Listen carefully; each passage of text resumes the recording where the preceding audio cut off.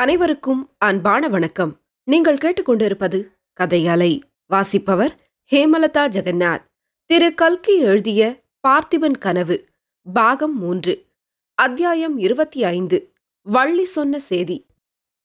வழியில் எவ்வித அபாயமும் இன்றி பொன்னன் உறையூர் போய் சேர்ந்தான். முதலில் தன் அத்தை வீட்டில் விட்டு வந்த வள்ளியை பார்க்கச் சென்றான். வள்ளி இப்பொழுது பழைய குதூகல இயல்புள்ள வள்ளியாய் இல்லை. ரொம்பவும் துக்கத்தில் அடிபட்டு உள்ளமும் உடலும் குன்றிப் போயிருந்தாள்.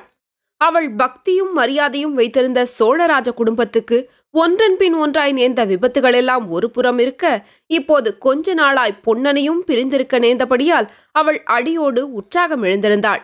எனவே பல தினங்களுக்குப் பிறகு பொன்னனை பார்த்ததும் அவளுடைய முகம் சிறிது மலர்ந்தது. வா வா என்று சொல்லி அவனுடைய 2 கைகளையும் பிடித்துக்கொண்டு, இளவரசர் போனது போல் நீயும் எங்கே கப்பல் ஏறி போய்விட்டாயோ, அல்லது ஒருவேளை உன்னை யாராவது காளிக்குத்தான் பலி கொடுத்து விட்டார்களோ என்று பயந்து போனேன். தினம் காளியம்மன் கோவிலுக்கு போய் என் உயிரை எடுத்துக்கொண்டு என் புருஷனை காப்பாற்று என்று வேண்டிக் கொண்டிருந்தேன். நல்ல வேளையாய் வந்தாயே. என்ன செய்தி கொண்டு வந்திருக்கிறாய்? நல்ல செய்திதானே என்று மூச்சு விடாமல் பேசினாள். நல்ல செய்தி, கெட்ட செய்தி, கலப்படமான செய்தி எல்லாம் கொண்டு வந்திருக்கிறேன். ஆனால் இப்போது சொல்ல முடியாது. பசி பிராணன் போகிறது. வள்ளி, உன் கையால் கம்பு அடை தின்று எவ்வளவு காலமாகிவிட்டது. அகப்பட்ட போது அகப்பட்டதை தின்று அப்படியெல்லாம் பட்டினி கிடந்ததினால்தான் இன்னும் ஒரு சுற்று அதிகமாய் பெருத்துவிட்டாயாக்கும். பாவம், கவலை ஒரு பக்கம், நீ என்ன செய்வாய் என்று பொன்னனை ஏற இறங்க பார்த்தாள். அப்படி அசமாச்சாரம் நான் பெருத்திருக்கிறேனா என்ன? ஆனாலும் நீ ரொம்பவும் வெளித்திருக்கிறாய் வள்ளி. ரொம்ப கவலைப்பட்டாயா எனக்காக என்றான் பொன்னன். ஆமாம், ஆனால் என்னத்துக்காக கவலைப்பட்டோம் என்று இப்போது தோன்றுகிறது. அதெல்லாம் அப்புறமாகட்டும். நீ போய்விட்டு வந்த செய்தியை முதலில் சொல்லு. சொன்னால் நானும் ஒரு முக்கியமான செய்தி வைத்திருக்கிறேன் என்றாள். சுருக்கமாக சொல்லுகிறேன். நமது விக்ரம மகாராஜா தாய்நாட்டுக்கு திரும்பி வந்திருக்கிறார். என்ன என்ன, நிஜமாகத்தானா என்று சொல்லி ஆவலுடன் கேட்டாள். ஆமாம், நானே இந்த கண்களால் அவரை பார்த்து பேசினேன். இப்போது எங்கே இருக்கிறார்? அதுதான் சொல்ல மாட்டேன், ரகசியம். சரி, அப்புறம் சொல்லு. ராணி உள்ள இடத்தை கிட்டத்தட்ட கண்டுபிடித்தாகிவிட்டது. இப்போது சிவனடியார் ராணியை தேடிக் கொண்டிருக்கிறார். இதற்குள்ள அவசியம் கண்டுபிடித்திருப்பார். ஆஹா, சிவனடியாரா? வள்ளி, நீ பொல்லாத கள்ளி. சிவனடியார் யார் என்று என்னிடம் உண்மையை சொல்லாமல் ஏமாற்றினாயல்லவா? அவருடைய பொய் ஜடையை பீத்தெறிந்து அவர் யார் என்பதை கண்டுபிடித்து விட்டேன். நிஜமாகவா? யார் அவர் என்றாள் வள்ளி. யாரா? வேறு யார்? செத்துப்போனானே உன் பாட்டன் வீரபத்ர ஆச்சாரி, அவன்தான். வள்ளி புன்னகையுடன், இப்படியெல்லாம் சொன்னால் போதாது. நீ இங்கே இருந்து கிளம்பினாயே, அதிலிருந்து ஒவ்வொன்றாய் சொல்லு. ஒன்று விடாமல் சொல்ல வேண்டும் என்றாள். நீ அடுப்பை மூட்டு என்றான் பொன்னன். வள்ளி அடுப்பை மூட்டி சமையல் வேலையை பார்த்து கொண்டிருக்கும் போதே பொன்னன் தான் போய் வந்த வரலாற்றையெல்லாம் விவரமாக கூறினான். கடைசியில், நீ என்னமோ செய்தி சொல்லப் போகிறேன் என்றாயே, அதை சொல்லு என்றான். வள்ளி சொன்னாள். 4 நாளைக்குள் மாரப்பன் இங்கே 5 தடவை வந்துவிட்டான். அவன்தான் இப்போது சோழ நாட்டின் சேனாதிபதியாம். அவனுடைய ஜம்பம் பொறுக்க முடியவில்லை.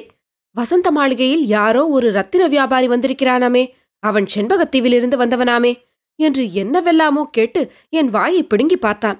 எனக்கு ஒன்றுமே தெரியாது என்று சாதித்து விட்டேன். அப்புறம் இங்கே அடிக்கடி வந்து நீ திரும்பி வந்து விட்டாயா என்று விசாரித்துவிட்டு போனான். இன்றைக்கும் கூட ஒருவேளை வந்தாலும் வருவான். இதை கேட்ட பொன்னன் சிந்தனையில் ஆழ்ந்தான். பிறகு, வள்ளி, தாமதிப்பதற்கு நேரமில்லை. இன்று சாயங்காலமே நான் வசந்தத்தீவுக்கு போக வேண்டும். நம்முடைய குடிசையை பூட்டி வைத்திருக்கிறாயல்லவா? குடிசையில் படகு ஜாக்கிரதையா இருக்கிறதல்லவா என்று கேட்டான். இருக்கிறது. ஆனால் என்ன காரணத்தை சொல்லிக்கொண்டு தீவுக்கு போவாய் என்றாள். குந்தவி தேவி இங்கே வந்தால் நான் படகு செலுத்த வேண்டும் என்று முன்னமே சக்கரவர்த்தி தெரிவித்திருக்கிறார். அதற்காக கேட்டுப்போக வந்தேன் என்று சொல்கிறேன். ஆனால் சாமியார் இன்னும் எதற்காக இம்மாதிரி சங்கடங்களையெல்லாம் உண்டாக்கி கொண்டிருக்கிறார் என்றுதான் தெரியவில்லை. அவருடைய வேஷம் எப்போது நீங்குமோ? நானும் இதையே தான் கேட்டேன். பார்த்திப மகாராஜாவுக்கு கொடுத்த வாக்குறுதியை நிறைவேற்றுவதற்காக தான் இன்னமும் வேஷம் போடுவதாக சொல்கிறார். பிறகு பொன்னனும் வள்ளியும் சீக்கிரத்திலேயே சாப்பாட்டை முடித்துக்கொண்டு உறையூரிலிருந்து புறப்பட்டு காவேரி நதிப்பாதையில் சென்றார்கள். அவர்களுடைய குடிசையை அடைந்ததும் கதவை திறந்து உள்ளே இருந்த படகை 2 பேருமாக தூக்கிக் கொண்டு போய் நதியில் போட்டார்கள். பொன்னன், பொழுது சாய்வதற்குள் திரும்பி வந்து விடுவேன் வள்ளி, கவலைப்படாதே என்று சொல்லிவிட்டு படகை செலுத்தினான். பல தினங்களுக்குப் பிறகு மறுபடியும் காவேரியில் படகு விட்டது பொன்னனுக்கு மிகுந்த உற்சாகத்தை அளித்தது. ஆனாலும் பார்த்திப மகாராஜாவின் காலத்தில் ராஜ குடும்பத்துக்கு படகு செலுத்தியது நினைவுக்கு வந்து அவனுடைய கண்களை பனிக்கச் செய்தது. தீவிலே இளவரசரை பார்ப்போமா? அவருக்கு உடம்பு சௌகரியமாகியிருக்குமா? அவரை தனியாக பார்த்து பேச முடியுமா? இவ்வித சிந்தனைகளில் ஆழ்ந்தவனாய் படகு விட்டுக்கொண்டே போனவன் திடீரென்று கரைக்கு அருகே வந்துவிட்டதை கவனித்தான். படகு வந்த இடம் தீவில் ஒரு மூலை, ஜனசஞ்சாரம் இல்லாத இடம். அந்த இடத்தில் படகை கட்டிவிட்டு தீவுக்குள் ஜாக்கிரதையாக போய் புலன் விசாரிப்பதென்று அவன் தீர்மானித்திருந்தான். மறுதடவை அவன் தீவின் கரை பக்கம் பார்த்தபோது அவனுடைய கண்களை நம்ப முடியவில்லை. அங்கே விக்ரம மகாராஜாவே நின்று கொண்டிருந்தார். ஒரு கால் தண்ணீரிலும் ஒரு கால் கரையிலுமாக நின்று படகையும் பொன்னனையும் ஆவலுடன் நோக்கிக் கொண்டிருந்தார். பொன்னன் கோலை வாங்கி போட்டு 2 எட்டில் படகை அவர் நின்ற இடத்துக்கு சமீபமாக கொண்டு வந்தான். அத்தியாயம் 26. படகு நகர்ந்தது. படகு கரையோரமாக வந்து நின்றதும் பொன்னன் கரையில் குதித்தான். விக்ரமன் தாவி ஆர்வத்துடன் பொன்னனை கட்டிக்கொண்டான். மகாராஜா, மறுபடியும் தங்களை இவ்விதம் பார்ப்பதற்கு எனக்கு கொடுத்து வைத்திருக்கிறதே என்று சொல்லி பொன்னன் ஆனந்த கண்ணீர் வடித்தான். விக்ரமன், பொன்னா, சமய சஞ்சீவி என்றால் நீதான். இங்கு நின்றபடியே உன்னுடைய குடிசையைத்தான் பார்த்து கொண்டிருக்கிறேன். 2-3 நாளாகவே பார்த்து கொண்டிருக்கிறேன். இன்றைக்கு உன் படகை பார்த்திராவிட்டால் நீந்தி அக்கறைக்கு வருவதற்கு முயன்றிருப்பேன். அதோ பார் பொன்னா, படகு நகர்கிறது, முதலில் அதை கட்டு என்றான். பொன்னன் ஓடிப்போய் படகை பிடித்து இழுத்து கரையோரம் இருந்த ஒரு மரத்தின் வேரில் அதை கயிற்றினால் கட்டிவிட்டு வந்தான். இருவரும் ஜலக்கரையில் மரத்தடியில் உட்கார்ந்தார்கள். பொன்னா, அப்புறம் என்ன செய்தி சொல்லு. அந்த காட்டாற்றங்கரையில் நடந்ததெல்லாம் எனக்கு சொப்பனம் போல் தோன்றுகிறது. இன்னும் கூட நான் கனவு காண்கிறேனா அல்லது உண்மையாகவே நமது அருமை காவேரி நதிக்கரையில் இருக்கிறேனா என்று சந்தேகமாயிருக்கிறது. நீ எப்போது என்னை பிரிந்து சென்றாய்? ஏன் பிரிந்து போனாய் என்று விக்ரமன் கேட்டான். ஐயோ மகாராஜா, நான் எவ்வளவோ பிரயத்னம் செய்து வைத்தியனை அழைத்துக் கொண்டு வந்து பார்க்கும்போது உங்களை காணவில்லை. அப்போது எனக்கு எப்படி இருந்தது தெரியுமா? வைத்தியனை அழைத்து வரப்போனாயா? எப்போது? எல்லாம் விவரமாய் சொல் பொன்னா. அன்று ராத்திரி மகேந்திர மண்டபத்தில் நாம் படுத்துக் கொண்டிருந்தது ஞாபகம் இருக்கிறதா மகாராஜா? ஆமாம், ஞாபகம் இருக்கிறது. ஐயோ, அன்று இரவை நினைத்தாலே என்னவோ செய்கிறது பொன்னா. மறுநாள் காலையில் நாம் உறையூருக்கு கிளம்புவது என்று தீர்மானித்துக் கொண்டல்லவா படுத்தோம். அவ்விதமே மறுநாள் அதிகாலையில் நான் எழுந்திருந்தேன். உங்களையும் எழுப்பினேன். ஆனால் உங்களுக்கு கடும் ஜுரம் அடித்துக் கொண்டிருந்தது. உங்களால் நடக்க முடியவில்லை. சற்று நடந்து பார்த்துவிட்டு திரும்பி வந்து மண்டபத்தில் படுத்துக் கொண்டீர்கள். நேரமாக ஆக உங்களுக்கு ஜுரம் அதிகமாகிக் கொண்டிருந்தது. நான் என்ன தவியாய் தவித்தேன் தெரியுமா? தங்களை தனியாய் விட்டுவிட்டு போகவும் மனமில்லை. பக்கத்தில் சும்மா இருப்பதிலும் உபயோகமில்லை. கடைசியில் பல்லை கடித்துக்கொண்டு வைத்தியனை கூட்டி வர கிளம்பினேன். வைத்தியன் லேசில் கிடைத்தானா? எப்படியோ தேடிப்பிடித்து ஒருவனை அழைத்துக் கொண்டு வந்து பார்த்தால் மண்டபத்தில் உங்களை காணோம். எனக்கு பைத்தியம் பிடித்தது போல் ஆகிவிட்டது. அப்புறம் என்னதான் செய்தாய் என்று விக்ரமன் கேட்டான். பொன்னன் பிறகு தான் அங்குமிங்கும் ஓடி அலைந்தது, குள்ளனை கண்டது, குந்தவி தேவி தன் பல்லக்கில் அவரை ஏற்றிக் கொண்டு போனதை தெரிந்து கொண்டது, பராந்தகபுரம் வரையில் தொடர்ந்து வந்து கண்களால் பார்த்து திருப்தி அடைந்தது, பிறகு மாமல்லபுரம் போய் சிவனடியாரை சந்தித்தது, அவரும் தானுமாக கொல்லிமலை சாரலுக்கு போனது, ரகசிய வழியை கண்டுபிடித்தது, சிவனடியாரை மலைமேல் விட்டுவிட்டு தான் மட்டும் உறையூர் வந்தது ஆகிய விவரங்களை விவரமாக கூறினான். பொன்னன் சிவனடியாரை சிற்ப மண்டபத்தில் சந்தித்த செய்தி விக்ரமனுக்கு வியப்பை அளித்தது. பொன்னா, அந்த சிற்ப மண்டபத்தில்தானே ஒற்றர் தலைவன் வீரசேனனுடன் நான் தங்கியிருந்தேன். அதே இடத்தில் நீ சிவனடியாரை சந்தித்தது வியப்பாயிருக்கிறது.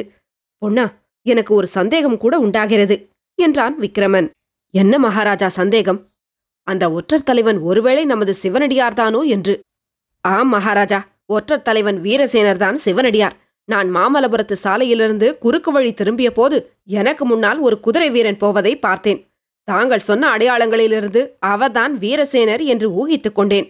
அவரே சிற்ப வீட்டுக்குள் நுழைந்துவிட்டு சற்று நேரத்துக்கெல்லாம் வெளியே வந்தபோது ஜடாமகுடத்துடன் சிவனடியாராக வந்தார். ஐயோ, அப்படியானால் நான் உண்மையில் யார் என்று பல்லவ சக்கரவர்த்தியின் ஒற்றர் தலைவனுக்கு தெரியும். ஆனால் ஆதி முதல் நமக்கு உதவி செய்து வந்திருப்பவர் அவர்தான் அல்லவா? இப்போது என்னை காட்டிக் கொடுத்து விடுவாரா? ஒரு நாளும் மாட்டார் சுவாமி. அவர் பல்லவ சக்கரவர்த்தியின் ஒற்றற்படை தலைவரான போதிலும் போர்க்களத்தில் தங்கள் தந்தைக்கு வாக்குறுதி கொடுத்திருக்கிறார். அவரால் ஒரு அபாயமும் இல்லை. ஆனால் என்ன பொன்னா? வேறொரு பெரும் அபாயம் இவ்விடத்தில் இருக்கிறது. மாரப்ப பூபதிதான் இப்போது சோழ நாட்டின் சேனாதிபதி, தெரியுமல்லவா? அவருக்கு தாங்கள் இங்கு வந்திருப்பது பற்றி எவ்விதமோ சந்தேகம் உதித்திருக்கிறது மகாராஜா. நாம் உடனே கிளம்பி போக வேண்டும். இங்கே இருப்பதில் அதைவிட பெரிய அபாயம் வேறொன்று இருக்கிறது பொன்னா. நாம் உடனே கிளம்ப வேண்டியதுதான் என்று விக்ரமன் கூறியபோது அவனுடைய முகத்தில் ஒருவிதமான கிளர்ச்சியை பொன்னன் கண்டான். அது என்ன அபாயம் மகாராஜா என்று கேட்டான். ஒரு இளம்பெண்ணின் கருவிழிகளில் உள்ள அபாயந்தான் என்று கூறி விக்ரமன் காவேரி நதியை பார்த்தான். சற்று நேரம் மௌனம் கூடிக்கொண்டிருந்தது. பிறகு விக்ரமன் சொன்னான், உன்னிடம் சொல்லாமல் வேறு யாரிடம் சொல்லப் போகிறேன்? பொன்னா, 3 வருஷத்துக்கு முன்னால் என்னை இங்கிருந்து சிறைப்படுத்திக் கொண்டு போன போது காஞ்சி நகரின் வீதியில் பல்லக்கில் சென்ற ஒரு பெண் என்னை பார்த்தாள். அவளே மறுபடியும் மாமல்லபுரத்தில் நான் கப்பல் ஏறிய போது கடற்கரையிலே நின்று என்னை கனிவுடன் பார்த்தாள். செண்பகத்தீவுக்கு போய் 3 வருஷ காலமான பிறகும் அவளை என்னால் மறக்க முடியவில்லை. அதிசயத்தை கேள் பொன்னா, அதே பெண்தான் மகேந்திர மண்டபத்தில் நான் ஜுரமடித்து கிடந்தபோது என்னை பார்த்து இங்கே எடுத்து வந்து காப்பாற்றினாள். மகாராஜா, அப்பேற்பட்ட புண்ணியவதியார் அந்த தேவியை பார்க்க எனக்கு ஆவலாயிருக்கிறது. பார்த்து எங்கள் மகாராஜாவை காப்பாற்றிக் கொடுத்ததற்காக நன்றி செலுத்த வேண்டும். பொன்னா, விஷயத்தை அறிந்தால் நன்றி என்கிற பேச்சையே எடுக்க மாட்டாய். ஐயோ, அது என்ன? 3 நாளாக என் மனதில் ஒரு பெரிய போராட்டம் நடந்து வருகிறது பொன்னா. கதைகளிலே நான் கேட்டிருக்கிறேன், காவியங்களிலே படித்திருக்கிறேன், பெண்மோகத்தினால் அழிந்தவர்களைப் பற்றி. அந்த கதி எனக்கும் நேர்ந்துவிடும் போலிருக்கிறது. மேனகையின் மோகத்தினால் விஸ்வாமித்திரர் தபசை இழந்தாரல்லவா, அம்மாதிரி நானும் ஆகிவிடுவேனோ என்று பயமாயிருக்கிறது.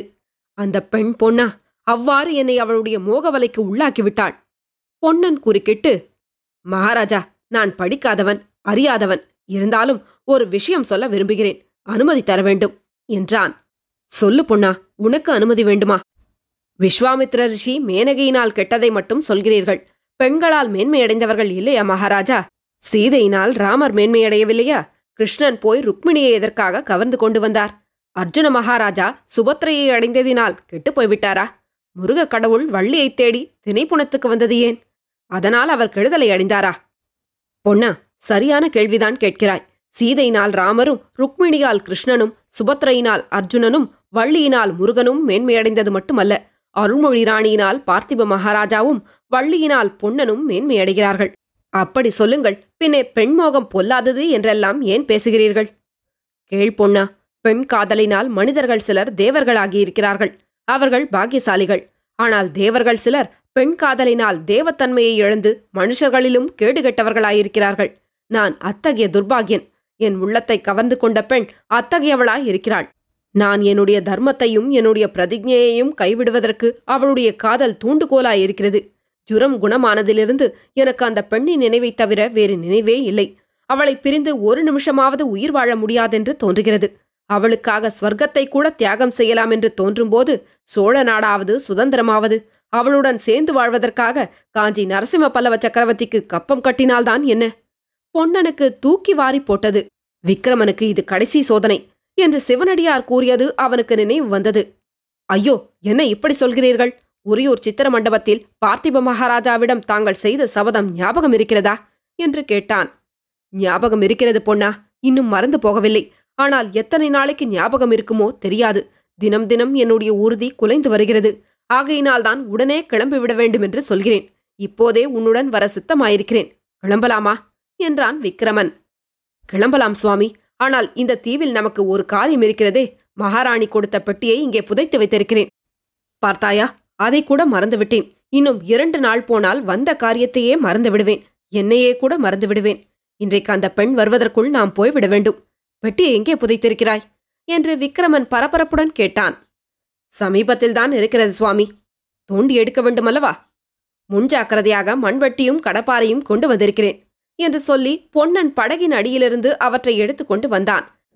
2 பேரும் விரைவாக நடந்து அந்த அடர்ந்த மாந்தோப்புக்குள்ளே போனார்கள். அவர்கள் போய் சற்று நேரத்துக்கெல்லாம் சமீபத்திலிருந்த ஒரு மரத்தின் மறைவிலிருந்து குந்தவி தேவி வெளியில் வந்தாள். சுற்றும் முற்றும் பார்த்துவிட்டு நதிக்கரையில் படகு கட்டியிருந்த இடத்துக்கு சென்றாள். இன்னும் ஒரு கள்ள பார்வை அங்கும் இங்கும் பார்த்துவிட்டு படகை மரத்தின் வேருடன் கட்டியிருந்த கயிற்றை அவிழ்த்து விட்டாள். படகு மெதுவாக நகர்ந்தது. பிறகு வேகமாய் நகர்ந்தது. சிறிது நேரத்துக்கெல்லாம் வெள்ளப்பிரவாகத்தில் அகப்பட்டு கொண்டு அதிவேகமாய் சுழன்று செல்லத் தொடங்கியது. அதை பார்த்து கொண்டிருந்த குந்தவியின் முகத்தில் குறுநகை பூத்தது. தொடரும். கதையலை உங்களுக்கு பிடிச்சிருந்ததுன்னா உங்க நண்பர்களோடும் உறவினர்களோடும் பகிர்ந்துக்கோங்க.